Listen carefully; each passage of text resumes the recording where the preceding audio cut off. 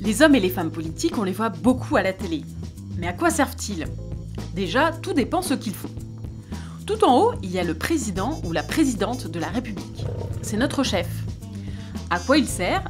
Il représente la France à l'étranger et surtout, c'est lui qui propose des lois et vérifie qu'elles sont bien mises en place et appliquées. Comme on vit dans une démocratie, en fait c'est du grec, ça veut dire que c'est le peuple qui a le pouvoir. Ce sont nous, les Français âgés de plus de 18 ans, qui le choisissons en allant voter. Forcément, plein de gens veulent être chefs. Pour être choisi, on dit élu, chacun va proposer un programme qu'il veut mettre en place s'il devient chef. Et on vote pour le programme que l'on préfère. Ensuite, le président est élu pour 5 ans. Il a donc 5 ans pour mettre en place son programme. Après avoir élu le président, les Français élisent leurs députés. Il y en a 577. Donc la France est découpée en 577 morceaux, appelés circonscriptions, dans lesquels un certain nombre de Français votent pour désigner son député. Comme pour le président, on élit celui qui, à notre avis, a les meilleures idées. Car c'est notre député qui va nous représenter à l'Assemblée nationale. Et vous pouvez aussi aller le voir pour parler de vos problèmes dans la circonscription. Lorsque les députés sont élus, le président vérifie que plus de la moitié de ses députés sont d'accord avec ses idées et son programme.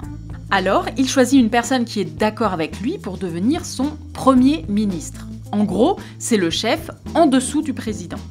Et avec ce Premier ministre, il choisit d'autres personnes d'accord avec eux qui vont devenir les ministres.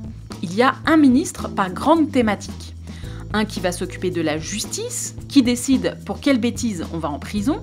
L'autre de l'intérieur, c'est-à-dire qui s'occupe de la sécurité. Un autre de l'économie, qui décide avec quel argent l'État va faire les lois. Un autre de l'éducation nationale, c'est le grand chef des maîtres et des maîtresses, etc. Tous ces ministres, on appelle ça aussi le gouvernement. Comment gouvernent-ils? Le mercredi matin, pendant que vous êtes à l'école, ils vont voir le président pour boire un café, mais surtout pour décider des lois qu'ils veulent faire adopter. Les lois, c'est des textes qui expliquent comment la vie est gérée dans le pays. Avec une loi, les hommes et les femmes politiques peuvent décider de changer comment sont organisés les cours dans ton école, par exemple. Ces lois sont ensuite votées à l'Assemblée nationale. C'est pour ça qu'il est important que le gouvernement et l'Assemblée nationale soient plutôt d'accord. Les lois sont aussi votées dans une autre assemblée. On dit chambre, mais il n'y a pas de lit, même s'ils dorment parfois. Appelé le Sénat. Les sénateurs sont 348. Ils ne sont pas élus par les Français, mais par d'autres représentants des Français. Les députés, les élus des départements, des régions et des municipalités. Ça veut dire des villes. L'Assemblée nationale, comme le Sénat, peuvent aussi faire leurs propres propositions de loi ou modifier les lois proposées par le gouvernement.